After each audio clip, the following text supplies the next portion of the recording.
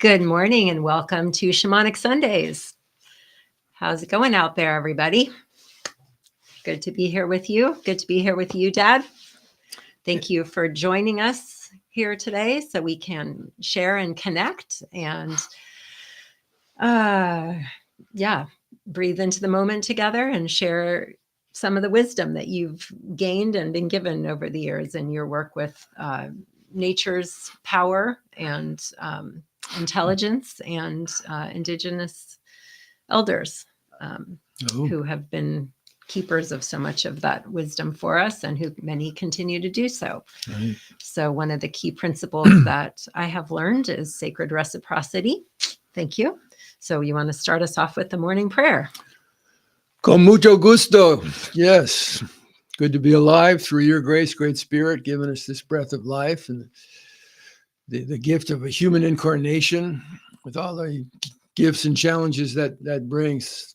Remember our ancestor spirits. We thank you for passing life on to us and ancestor spirits of the land we're living on, and Chumash people here in Santa Barbara, wherever you are. Gratitude to the ancestor spirits and gratitude for our families and our communities and our teachers here and in the spirit world, the opportunity to join our hearts and minds and spirits together to this morning, sacred right now, to open a Nearika doorway to bring through healing light and love and polish up our stardust and send it out into the world for healing of the sacred hoop. May it be so. Oh. Thank you.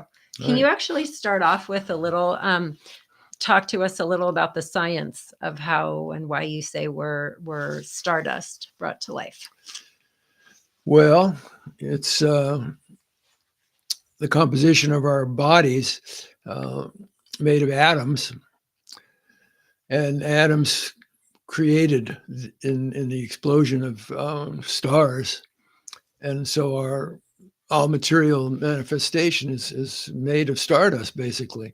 And our lives are fueled by stardust coming from Father Sun. Feed the plants, photosynthesis. We eat plants, the animals. Those of us eat animals, we eat the animals. So basically we're getting fuel and life force energy from Father Sun.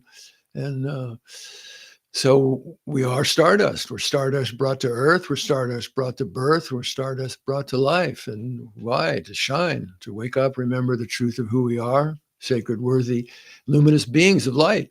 The essence of our being is luminosity, stardust. Stardust come to life. And so the intelligence of light through the fire, sacred fire, grandfather fire spirit, that we chose call the sacred fire spirit, is trying to help us remember, wake up and remember that what we see in the light of the fire and Father's Sun in the morning when it comes up is reminding us of our true nature.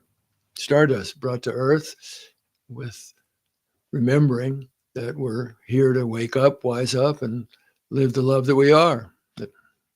Oh, thank you. Thank you. I remember a couple of years ago hearing about, blanking on their names, who I heard talking about this, but a group of mathematicians and scientists who had proven that it's mathematically impossible for evolution to explain the wide breadth of species on Earth. And even accounting for discoveries into the future, it's still scientifically and mathematically impossible. And so this group of mathematicians and scientists have come to the conclusion that there's something else out there. And I loved that because I definitely appreciate science and the what's the, not rigidity, oh gosh, what's the word for, like, the rigor of science. I appreciate that. I respect it.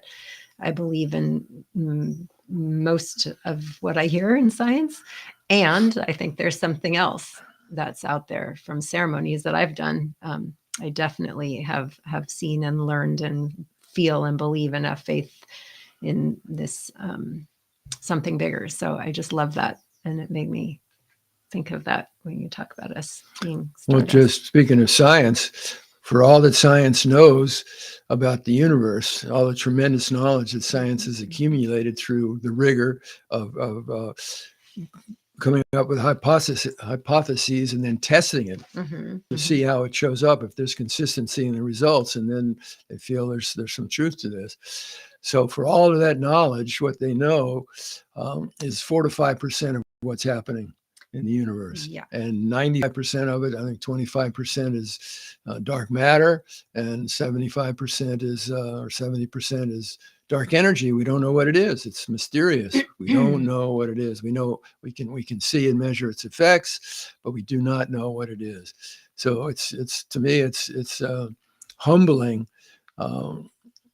Has the potential to be humbling to our ego's hubris that thinks we're so special and we know so much. But stay humble to the mystery, and that the mystery is sacred. And rather than trying to totally control it, it's like the winds or the currents of the ocean. You can't control it, but you can learn how to set your sails to be in harmony with it and work with it skillfully to do what you want to do. So that comes from receptivity, attention, receptivity, and then joining with those powers that are bigger than us, even though we don't understand them fully, but be in respectful relationship with them, recognizing the sacredness of mystery. And the Lakota word for God was Wakantanka, means sacred mystery. I think that really sums it up. We're living in a sacred mystery, and sacred mystery is living in us, and we're embedded in it. Infinite web of cosmic consciousness, whose essence is love energy, which is who and what we are. Yeah.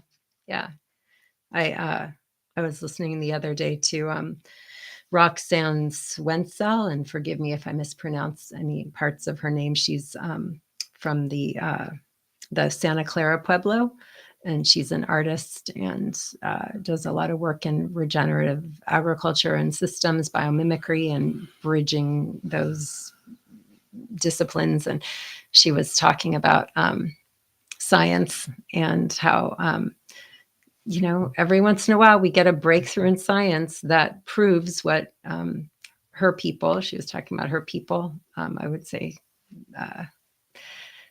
intrinsically know, like they already know that. And many of us people have forgotten that in these times. But I love that every once in a while science gets it right and proves what they already know. I thought that was great. Yeah, like particle physicists saying with quantum understanding of the nature of the universe, everything's connected. There's no such thing as a thing, and there's no such thing, therefore, as separate things. We're all connected, which is the you might say the bottom line foundation of understanding of shamanic people and indigenous wisdom. We're all connected. Yep. So the question that I wanted to discuss, and I want to remind you folks out there to please, if you have questions, send them to Tom ahead of time, and we will do our best to answer your questions or address them, at least bring them into conversation. The one that I wanted to talk about today is the question that came to mind a couple of days ago was a shamanic perspective on when bad things happen to good people.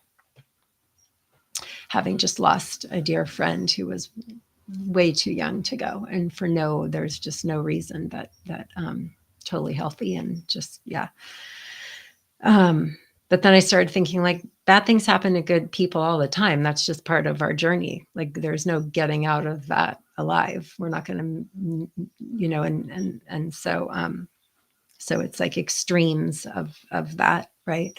But it's relevant to all of us with whatever challenges, big or small, that we're dealing with, or losses that we're facing. So if you could talk a little bit on a shamanic perspective on when bad things happen to good people. Thank you. Okay. Well, the first thing that comes to mind is the judgment of bad is a story we're telling ourselves. It's an interpretation of an event or experience we're having. And our experience is always based on not the stimulus of a situation, but, like, for instance, the friend you mentioned, 44-year-old, dynamic, wonderful young man who I knew since childhood, healthy and happy, suddenly a week or so gets a heart attack and dies. And so it's bad in terms of the sadness we feel in his loss, and a young life cut off before it was, as we think and feel about it, fully able to actualize its its potentials and have a full life. So 43. 43. So it's bad in terms of our human feeling perceptions about it and feelings about it. But it reminds me of, and all those feelings, whatever they are, with loss and when, quote, bad things happen to good people, that bring awareness to understanding the dynamic, that it's the story we're telling ourselves about that situation coming from an ego perspective and its attachments of what it wants. And when it doesn't get that, and we experience loss, I had to start dealing with this when I was 3.5 years old when my dad died. So it was, quote unquote, a bad thing that happened. But many years later, 15, 20 years later, with the help of medicine work and working with indigenous understandings about life, then I was able to open up my consciousness and see the good medicine that came through my dad's death, for him at an early age, and for me as a little boy. And it reminds me of the Sufi story of the man who had a bunch of camels and goats, and they would roam free during the day, but at night he'd put them in a corral so they were protected. It wouldn't run off. And one night, somehow the gate got opened up, a big wind or something, and the gate broke, and all the animals got out, and they were scattered all around. He woke up to find bad news, and the neighbors said, they were so sorry for what happened, the bad news, and eventually he did. He said, "Yeah, it was a bummer." I said, a pain in the ass, and I have to go out and try to find him. I lost some, and we finally found most of them, brought him back, and put him back in his corral. And then he had a son, and the son went out and so happy, and went out and was riding one of the camels around, and the camel got spooked by something and fell off and broke his leg. And so another bad thing happened, and the neighbors came around and says, "That's a bad thing. We're so sorry this happened." And the boy was in pain, and young man was in pain and suffering, and it's a bad thing. And then the next day, the king's messengers came in the land where they were living, and they were drafting taking all the young men off to war. And this young man wasn't able to go because his leg was broken. So the bad thing of breaking his leg, because the bad thing happened with the animals that escaped, saved his life, because he didn't have to go off to a war. And it turned out that war was not in a good cause, and most of the people got killed. And so the boy was saved. So it's a reminder, this old wisdom story about don't be so quick to jump into a situation and judge it as bad. Be with whatever feelings are triggered inside of you by it, and honor those feelings, and find a healthy way to work with those feelings, so they're not repressed or denied, but that they're allowed to have their expression in a responsible way. But remember, there's more going on. Like we're talking about sacred mystery, that great spirit's present, great mystery is present in everyone and in everything and everywhere and all the time. And it's always seeking to work for the greatest good, even in those situations, or maybe especially those situations that are bad, that are horrible, like what's happening in Gaza. What happened with Hamas coming in and do their terrorism, and what's happening in the terrorism that's happening with what's happening in Gaza. Certainly bad things that trigger all kinds of things all over the world. Yeah, and all over the world. That's just an example of it. Violence and prejudice and racism and perpetration of hurtful acts on others, on innocents. And great spirit, the great mystery is present in these situations, trying to work for the fullest blossoming, greatest good in these horrible situations, but it needs us to show up. And that's why we're alive at this time, both in terms of our personal challenges and the challenges of the world. So we can show up to be with what's triggered inside of us by these situations, to bring us to the place of, what can I do?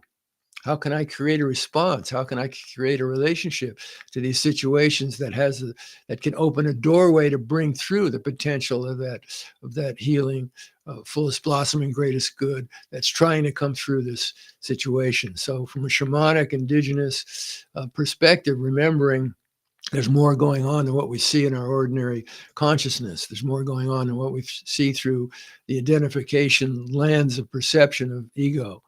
There's much more going on. And so to be able to hold that in awareness while quote unquote we're experiencing the effects of bad things allows us to be empowered ultimately of, okay, so how can I create a response to this situation of badness that can raise the potential of realization of the fullest blossoming greatest good that could come through this bad situation. And that just asking that question shifts us out of being in victim state to the bad thing that's happening as perceived by the ego, and empowers us to recognize we can, with the next breath coming in, whatever the challenge it is and whatever it's triggering inside of us, we can use that energy to create a response to it that can bring through healing, bring through peace, bring through kindness, bring through courage, bring through creativity to the challenging situations of new ideas, new ways of being. And if we start with the understanding how we're all connected, and what we do to another, we do to ourselves, and we do to our families and our children, our grandchildren, because what we give to another, we give to ourselves. And we start with that connection, then that has the potential to open us up to accessing wisdom guidance from Creator, from the Great Spirit, the wisdom power of the universe, to create the kind of world we're capable of creating, a peaceful and just and healthy and harmonious and happy, beautifully diverse, win-win world for all. We have the potential to create that, and we're experiencing the challenge we are to push our buttons to step into taking responsibility for the power we have to co-create with Spirit, the kind of world we can create. So the quote unquote bad situations that happen to good people, there's a potential there, just like with my father's death, to bring through healing, light, and love with deeper understanding, helping us to wake up to the truth of impermanence, that this life that we're given is precious and beautiful. It is. There's no guarantee when this next breath leaves that there'll be another one. If there's another breath when this breath leaves, that's hallelujah. The power of the universe wants me here. Why does it want me here?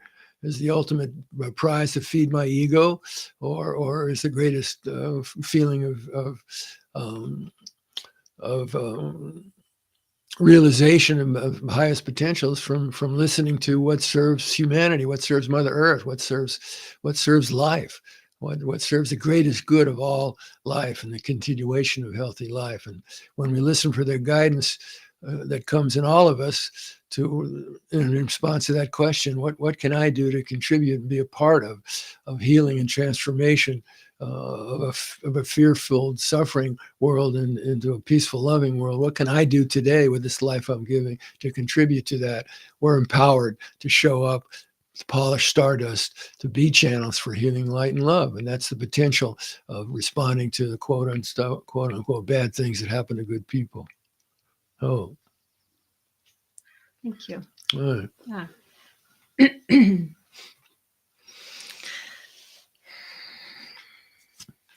I was thinking how also like naming the feeling instead of it just being bad, like saying stress. Oh, I'm so stressed out. That just, I think that adds to our stress, right? Or it's just bad. But what is it? Like, it's like, oh, hello, pain. Hello, grief. Hello, whatever the loss, putting names more than just bad, I think. Yeah, and also recognizing that if we really look deeper at what we're experiencing, so it's don't identify with the contents of consciousness that you're experiencing. Right. Differentiate consciousness and awareness from what you're experiencing. So it's not that, and don't identify if I'm experiencing sadness or anger or feeling sorry for myself or frustrated or whatever it is I'm feeling, like you say, to face it. Don't identify that that's who I am. It's more that my awareness, my consciousness is aware of experiencing sadness or constriction or fear or tension. or stress. Where am I feeling it? I'm feeling it in my body, but it's not who I am. It's not what I am. So for me, it's helpful to recognize, oh, right now I'm experiencing feeling sorry for myself, or I'm feeling depressed, or I'm feeling angry, or I'm feeling whatever the truth of what it is I'm feeling. I'm aware of it, but it's not who I am. It's not I'm sad. It's not I'm depressed. I'm angry. I'm experiencing it. Who I am has not changed. Who I am on the deepest level of my being is the infinite cosmic light, love of spirit, luminous being of love that is forgiving. That's who I am. And in my human incarnation, in any given moment, read the news or hear it or whatever, I feel sad. I feel outraged. I'm experiencing whatever the truth of it is, but remembering it's not who I am. Underneath the waters, the raging waters, metaphorically, of those feelings is the infinite inner peace that never left. It's always there. I just left it by the thoughts and feelings that are running through my awareness. Yeah. So could you take us into a visualization for when we lose that, to remember that and reconnect with that in the coming week? Yeah. Okay. Well, with the sensitivity, gratitude for the sensitivity of our bodies, of these physical organisms that our spirits live in, and all the different ways the sensitivity and intelligence of our bodies has to experience being alive in a moment. So with that awareness, when I notice that I'm suffering in some way, I'm experiencing feelings that don't feel good, like sadness, like upset, like outrage. When I'm noticing then in my body that my body's constricted and my heart's closed, usually in judgment to what my ego perceives and judges as the cause of the suffering or the outrage. And so that's a wake-up call for me. I try to set my mind up in the morning to recognize when I experience suffering as I go into the cause of this, into the duration of this day, and triggered by some stimulus and a story my mind creates automatically, unconsciously, meaning. It gives meaning. We're meaning-making people to that stimuli, and that is creating my suffering. I've fallen asleep.